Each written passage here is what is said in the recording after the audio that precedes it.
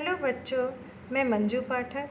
आज मैं आप लोगों को काव्य की आत्मा रस के बारे में बताऊंगी। इसका अर्थ या परिभाषा। रस काव्य की आत्मा होती है। रस का अर्थ है आनंद।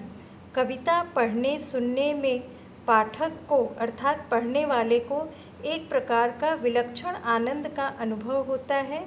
इसे हम रस कहते हैं। हिंदी साहित्य में रस संप्रदाय का प्रवर्तन आचार्य भरत मुनि ने अपनी रचना नाट्यशास्त्र में किया। अब जानते हैं रस निष्पत्ति किसे कहते हैं।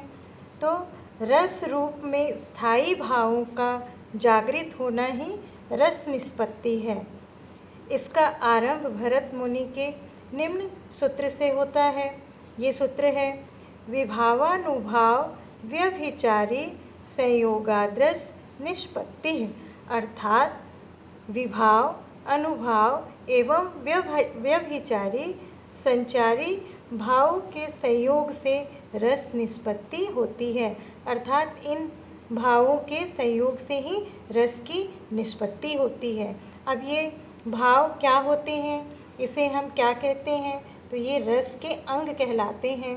अब रस की अभिव्यक्ति के ये जो चार साधन, चार अंग हैं, इनके बारे में हम जानेंगे। पहला है स्थायी भाव, दूसरा है विभाव, तीसरा है अनुभाव और चौथा है संचारी भाव। सबसे पहले हम स्थायी भाव के बारे में जानेंगे। तो स्थायी भाव रस का मूल है। यह चिरकाल तक हृदय में निवास करते हैं। हृदय सहृदय अर्थात पाठक या दर्शक जो पढ़ने वाले या देखने सुनने वाले होते हैं, उनके हृदय में ये स्थायी रूप से रहते हैं। इन्हें छिपाया या परिवर्तित नहीं किया जा सकता है। प्रत्येक रस का एक स्थायी भाव होता है। जैसे श्रृंगार रस का स्थायी भाव है रति, प्रेम इत्यादि। विभाव, अगला है विभाव।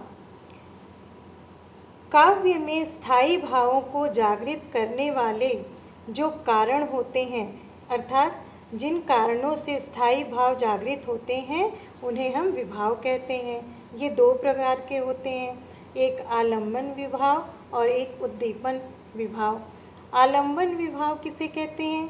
तो जिसको देखकर हमारे मन में भय, क्रोध, घृणा आदि मनोविकार उत्पन्न होते हैं, उन्हें हम आलम्बन विभाव कहते हैं। ये दो प्रकार के होते हैं, एक होता है आश्रय और दूसरा होता है विषय। अगला है उद्दीपन विभाव, जो आलम्बन द्वारा उत्पन्न भावों को उत्तेजित करते हैं। अर्थात आलम्बन के द्वारा जो हमारे मन में भाव उत्पन्न होते हैं, उन भावों को जो उत्तेजित करते हैं, उन्हें हम उद्दीपन विभाव कहते हैं।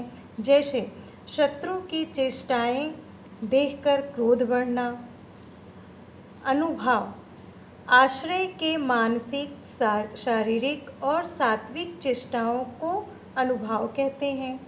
संचारी भाव, जो भाव हमारे हृदय में थोड़ी देर के लिए आकर हलचल मचा देते हैं, अर्थात आश्रय के चित्त को जल्दी जल्दी उत्पन्न होने वाले अस्थिर मनोविकारों को संचारी भाव कहते हैं।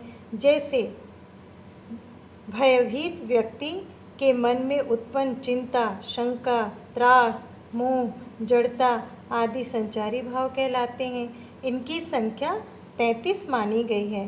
कुछ संचारी भाव के नाम मैंने यहाँ लिखे हैं, जैसे निर्वेद, ग्लानि, शंका, असूया, मद, श्रम, आलस्य, दीनता, चिंता, मोह, स्मृति, धृति, क्रीड़ा, चापल्य, हर्ष, आवेग आदि।